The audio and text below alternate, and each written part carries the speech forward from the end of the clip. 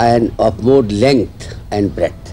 For another solution, let's turn to the brickmaker's kinsman, the potter and the sculptor. These rural craftsmen from Tamil Nadu bring centuries-old instinct to their craft. Their creations are huge, larger than life, and yet sturdy and enduring. To achieve this, they press the clay into thin layers that can be fired evenly using less energy. The interiors are hollow, with air vents that allow free circulation throughout the object, further improving the clay's response to baking. This valuable insight has been translated into the builder's language with the perforated block, an ingenious adaptation of the standard block-making technology.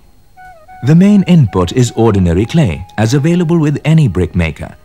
This is pulverized in a simple grinder or chakki, such as those used for preparing flour. The powdered clay is then collected in sacks. A nominal amount of sand may be mixed, as is the practice with conventional bricks, and the mixture is then kneaded well to an even consistency along with water.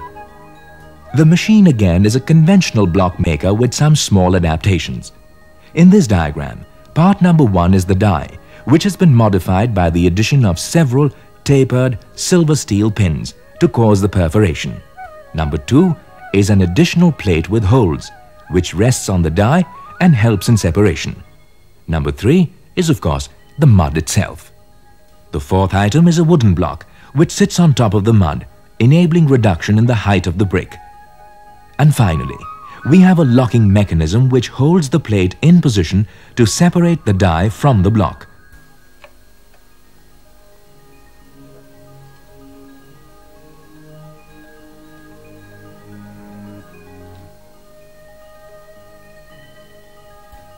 The clay mixture is first poured into the mold.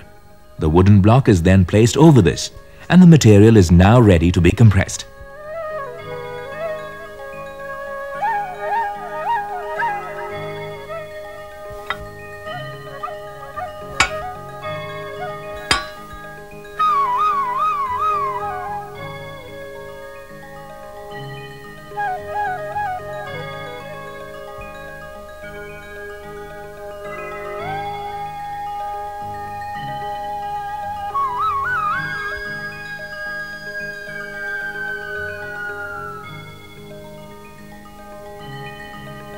After compression, the mold is opened and the locking mechanism activated. The die is released and allowed to fall.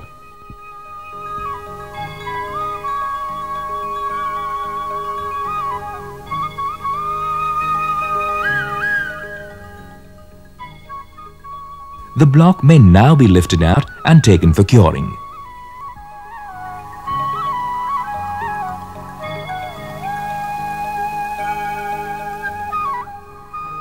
Machine से ईंट बनाना आसान है साहब, machine से तो हम ईंट जल्दी बना देते हैं.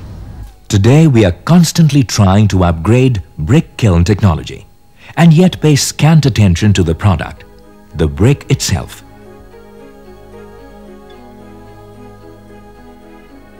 The perforated block has no need of fancy high draft kilns and other technological inputs. In this example, you can see how an ordinary tile or brick manufacturer, even a roadside potter, could prepare high-quality blocks using this technique. Here the fuel was not coal, not even wood. It was ordinary cow dung cakes, such as the average potter uses. And yet, the results are excellent. With coal or wood, it could be even better.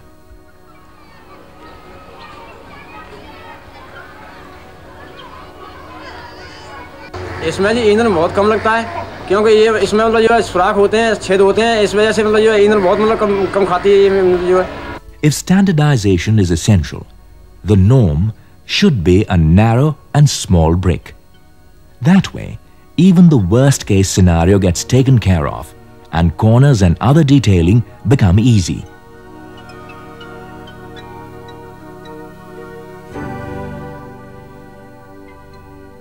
Revive the traditional construction methods, would give greater options in bonding and creativity in